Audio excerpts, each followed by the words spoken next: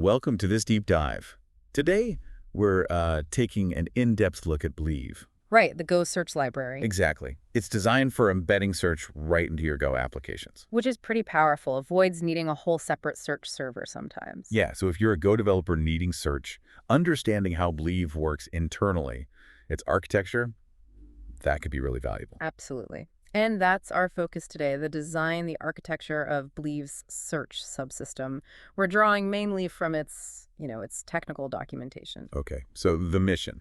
Pretty much to pull out the key bits about its internal design, the core functions, the philosophy behind it all, things relevant for Go developers, tech folks interested in search. Sounds good.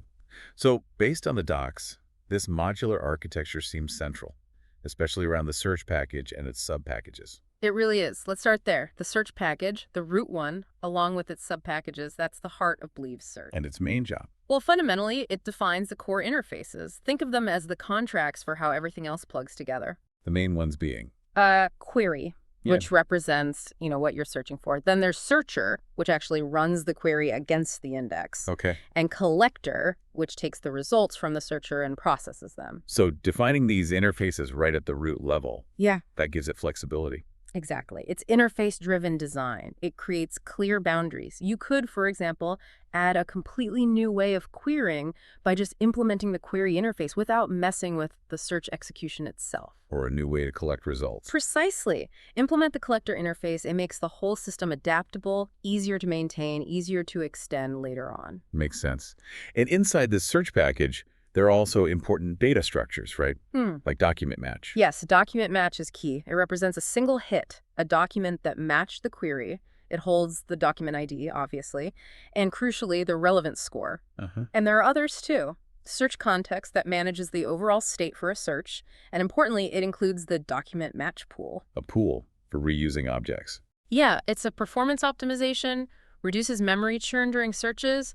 There's also explanation. For understanding the scores. Right. Super useful for debugging relevance. And sort order defines how you want the results ranked. Then you have things like locations and field fragment map. For highlighting.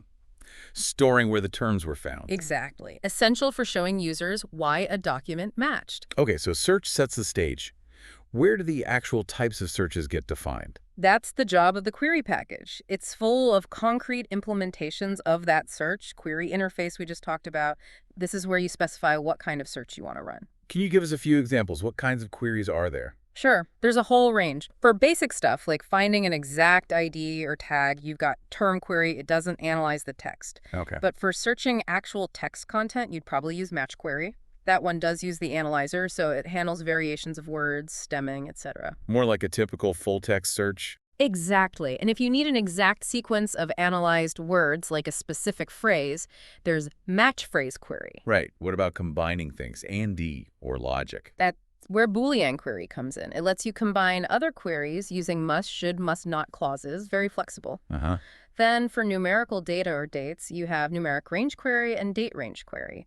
Pretty self-explanatory, find documents within a certain value range. And location stuff, geospatial. Yep, Bleve handles that too. Geodistance query finds things within a certain radius of a point. Geobounding box query looks within a rectangle. Wow, okay, that covers a lot already. Any more specialized ones? Oh yeah. For pattern matching, there's prefix query for terms starting with something, wildcard query for simple wildcards, or BART. Like in file systems? Sort of, yeah. Then fuzzy query finds terms that are similar to your query term, handles typos based on edit distance. And regex query lets you use full, regular expressions. Powerful, but probably expensive. Can be, yes. We'll get to that. There's also doc.id query if you just want specific documents by their internal IDs. And utility ones, matchal query and match none query. For edge cases or testing, maybe? Right. And finally, a really useful one is query string query. It takes a user-friendly search string, like what you'd type into Google, and parses it into the appropriate combination of these other query types. So it translates the user input. Exactly. The query package also takes care of validating the queries and managing the structure if you have nested queries, like inside a Boolean query. Okay, so we've built our query object. How does Bleve turn that into actual results from the index? That's the searcher package. Precisely. The searcher package is the bridge between the abstract query and the physical index data. It implements the search, searcher interface. And is there like a one-to-one mapping, a specific searcher for each query type? Often, yeah.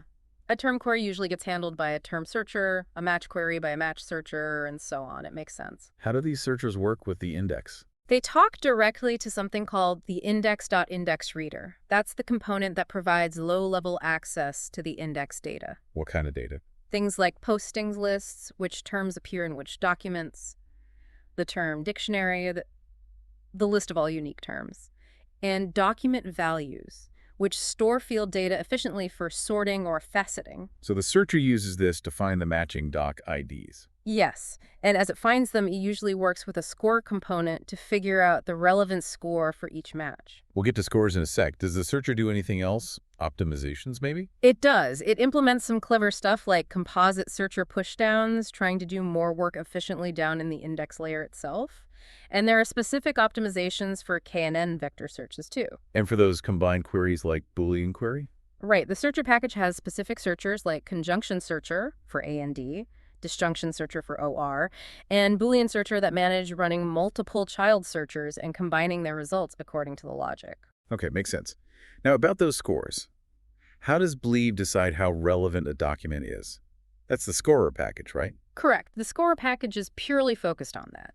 Calculating the relevance score. It's separated from the process of finding the documents. And it uses standard models, like TF-IDF. Yep, TF-IDF is a classic one it supports. BM25 is another popular, often more modern choice. You'll find specific score implementations for different query types, like term query score. So the scorer knows about the query type. It often needs to, yeah. It also handles things like query norms, boosting factors, weights you might apply to different query parts. And for vector search. There's a KNN query score specifically for calculating similarity based on those vector embeddings. Where does the scorer get the info it needs, like how common a term is? It gets that from the index reader, too. Things like document frequency, how many docs contain a term, and the total number of documents in the index are crucial for models like TF-IDF and BM25. And this separation of searching and scoring, that's a design choice. A very deliberate one. It means you could potentially plug in a completely different scoring model without rewriting how Bleve finds the documents, adds flexibility. Right. So we've found documents, we've scored them. Now we need to gather them up.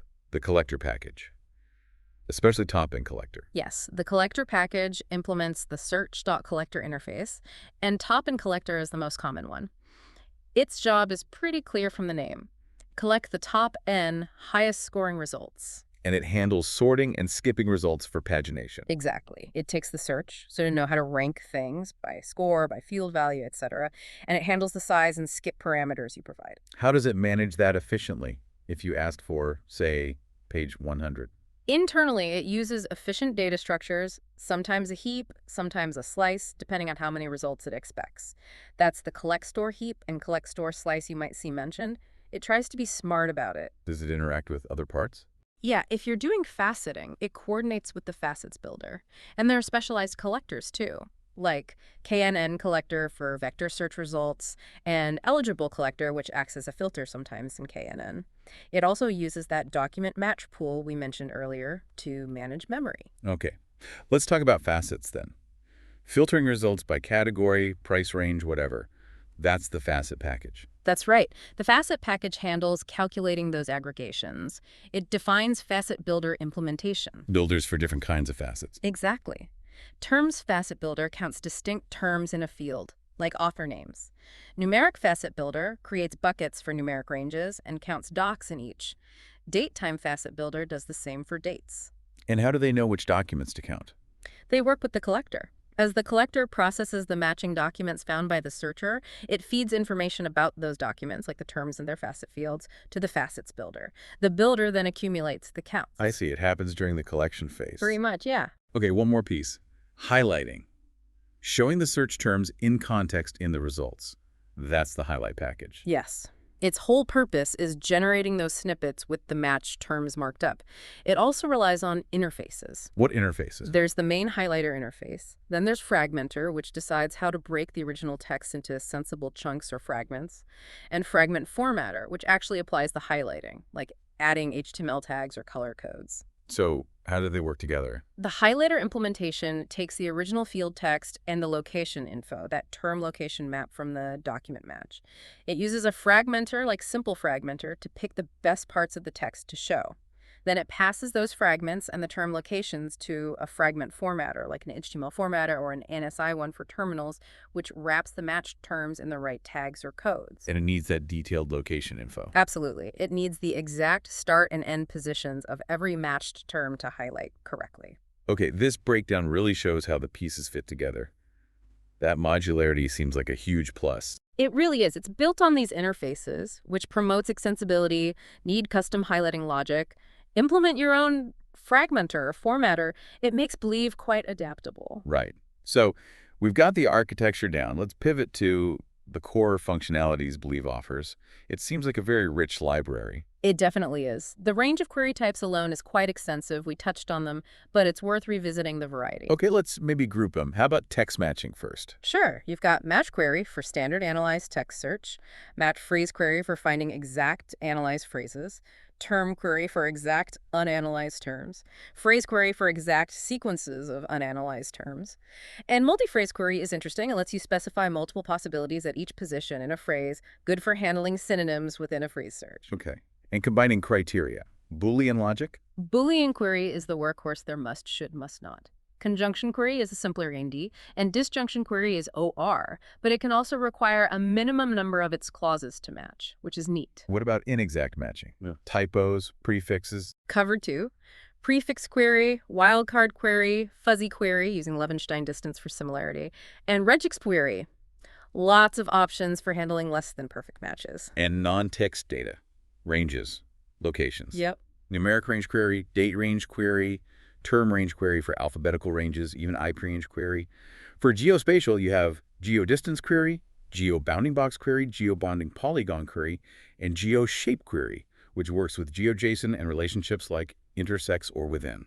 That's comprehensive. And the newer vector search stuff. That's the KNN query, k-nearest neighbors, based on vector similarity. Great for semantic search or recommendation type features. Plus the utility queries, match-all, match-known, docky, and that useful query string query parser. Exactly. It's a very broad toolkit for defining your search intent. So once the intent is defined, how does the search and scoring actually happen again? Just to recap. The searcher implementations in the searcher package take the query, hit the index reader, find potential matches using methods like next and advance. Then the scorer, typically chosen based on the query type and configuration, calculates the relevance score using TF-IDF, BM25, or whatever model is configured. And you can see why it got that score. Yes, using the explanation structure, which breaks down the score calculation. Very handy. Then the collector steps in. Right, usually a top-end collector. It gathers the matches from the searcher, uses the sort order to rank them by score, field, geodistance, etc., handles the size, and skip for pagination. Or that search after for deeper pages. Exactly. Search after is usually more efficient for deep pagination, and it uses the document match pool to manage memory efficiently. And faceting. How does that fit in again? The facets builder gets configured with specific facet requests. Terms, numeric ranges, date ranges. As the collector sees matching documents, it tells the facets builder about the relevant field values in those documents, allowing the builder to aggregate the counts for each facet category.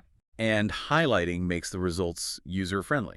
Yeah, the highlighter uses a fragmenter to pick snippets and a fragment formatter to mark up the terms based on the term location data in the document match. It really feels like a complete system.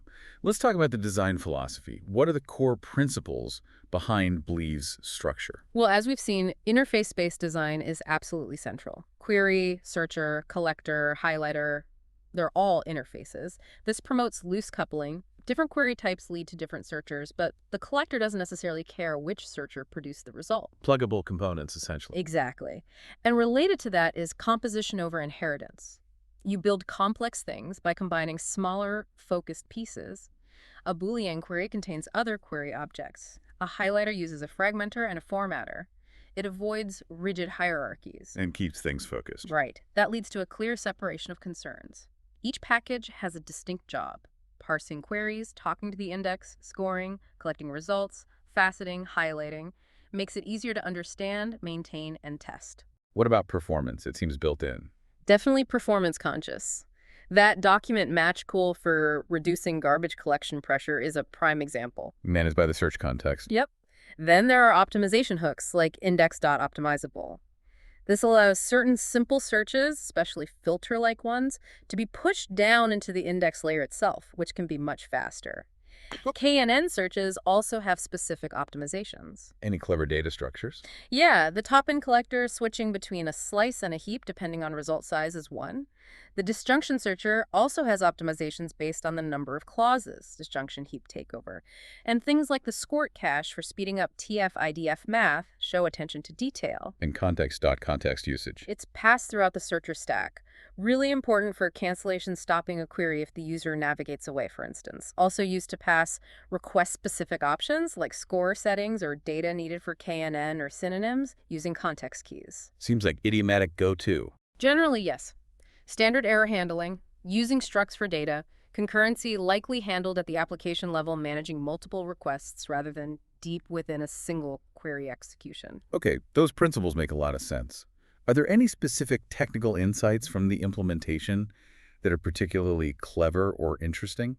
I think the scoring abstraction is really neat. Separating finding documents searcher from ranking them, scorer, is clean. It makes swapping scoring models feasible. The query norm concept also helps ensure scores from different parts of a complex query are somewhat comparable before being combined. And the composite searcher optimization, how effective is that? It can be very effective, especially for queries that act like filters, hide category electronics and AD price 100. If the index can directly apply these conditions without the searcher having to fetch and check lots of documents, it saves a lot of work. The document match pooling seems crucial too. Absolutely. Carefully managing the lifecycle, allocate from pool, populate, pass to collector, collector processes, reset, return to pool, is vital for keeping memory usage down and GC pauses minimal in high throughput scenarios. What about phrase searching? You mentioned multi-phrase query. Right. The fact that the basic phrase query is built on multi-phrase query is flexible. It means Bleve can inherently handle things like injecting synonyms or fuzzy variations within a phrase search using the find phrase paths logic.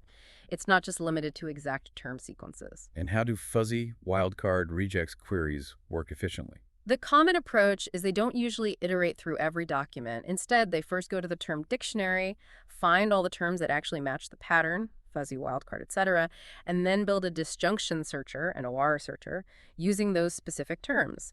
This leverages the efficiency of the term dictionary, sometimes with index-level support like index reader fuzzy. Smart. And geospatial. Any tricks there? Yeah, handling the dateline wraparound for bounding box queries by splitting the query is necessary logic.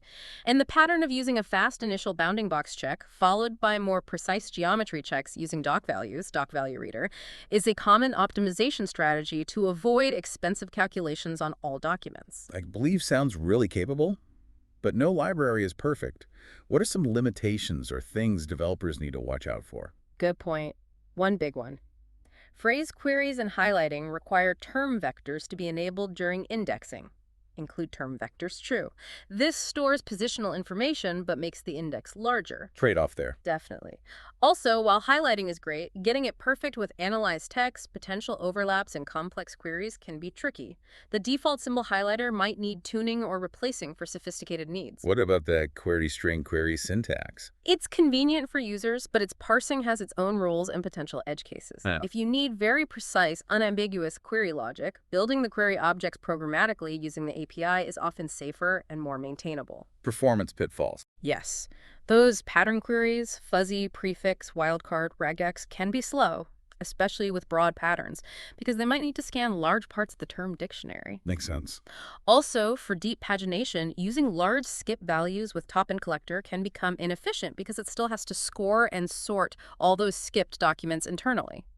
Search after is much preferred for deep scrolling. And complex geoqueries can also be CPU-intensive. Scoring model choice. Matters a lot. TF-IDF versus BM25 can give different results. You need to understand your data and user needs. And implementing custom scoring is possible, but requires diving into the score interface. Any of the resource concerns? Yeah. Memory. The top-in collector's memory use is related to size plus skip, though capped by pre-Alexized skip cap. If you request huge pages or skip millions of results, it could use significant memory temporarily. And finally, while it's extensible, writing your own custom queries, searchers, or collectors does require a solid grasp of Bleve's internal interfaces and workings. It's not trivial. Okay, this has been incredibly illuminating. Bleve clearly offers a really well-structured, modular, and feature-rich approach to embedded search in Go. The range of queries, the focus on performance, the extensibility, it's impressive. It really is. And hopefully understanding these internals, the package rules, the design patterns, the technical details, empowers developers to use Bleve more effectively, whether for simple search or advanced things like geo or vector search. Absolutely. So, as a final thought for our listeners, think about those principles we discussed. Modularity, clear interfaces, separation of concerns that are so core to Bleve. How could applying similar ideas benefit your own projects? What are the upsides, or maybe even the challenges, of building systems that way? Something to ponder. Good thought. Thank you for joining us for this deep dive into Bleve.